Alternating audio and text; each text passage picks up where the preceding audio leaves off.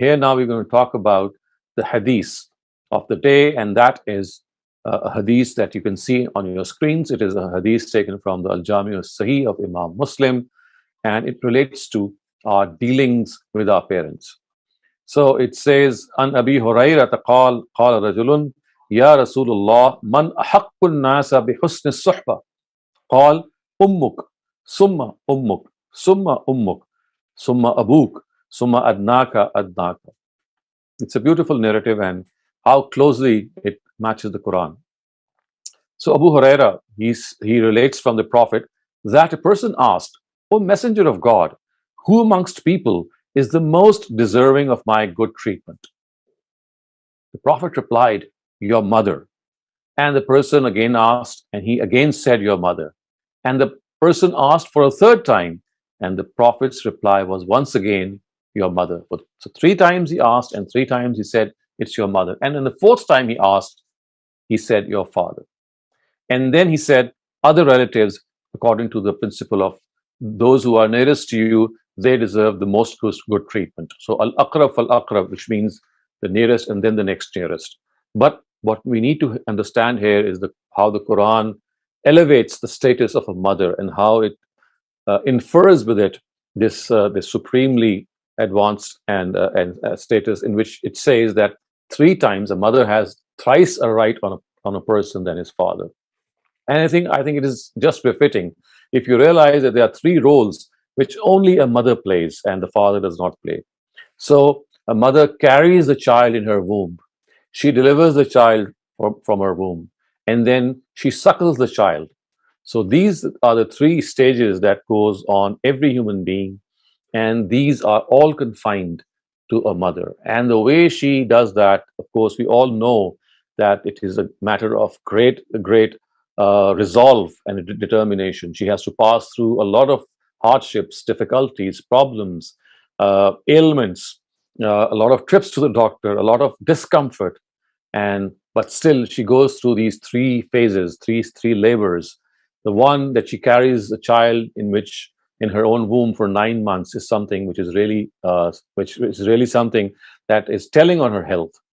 And then it's no easier task to deliver a child, especially when it is done in the natural way. And finally, suckling a child is again something that all of us know, all mothers know, that it's also a very exacting exercise. So this is where a mother's role it really is something which on these three occasions, it overshadows the role of the father. But of course, this doesn't mean that the father does not have his own role and he is not deserving of any good treatment. Yes, after this three or thrice the weight that the mother carries, the Prophet said, yes, after that, your father. So this good treatment is something you can clearly see is because of the sacrifices which the mothers do, and of course, fathers also do in their own life. So once a child comes into this world, he is nourished and nurtured by both parents. And again, the father is also responsible for many things. He also has his own share of sacrifice, and he too is deserving of that good treatment. And this good treatment, the biggest thing that we have to understand in this good treatment is to show politeness and kindness to our parents, not be rude to them, not be impetuous to them. Always talk to them in a polite way. Even if you have to differ with them, there is a method to it. You can always differ with your parents, but it has to be in a polite way. You have to remember that they are more experienced.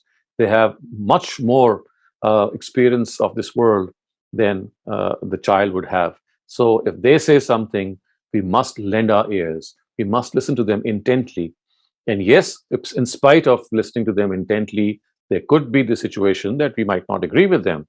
But then this agreement, as I said, has to be in a very, very gracious way, in a very, very polite and a gentle way, so that the parents also realize that we have been listened, and only after being listened have we been differed from. And again, this good treatment, as the narrative you can see, goes for the rest of our relatives as well. All our blood relations after our parents, they are also equally deserving of this good treatment. And it is basically in the fitness of things that we have to always realize that relationship building is one of our priorities in life. Human beings and relationships with those human beings, they are one of the most prized possessions that we should always look up to. They should be amongst our top priorities. And who better than the personality of the Prophet himself, urging us forward, urging us on that yes, life is something in which all of us need to realize the importance of our parents and, of course, the importance of other relatives.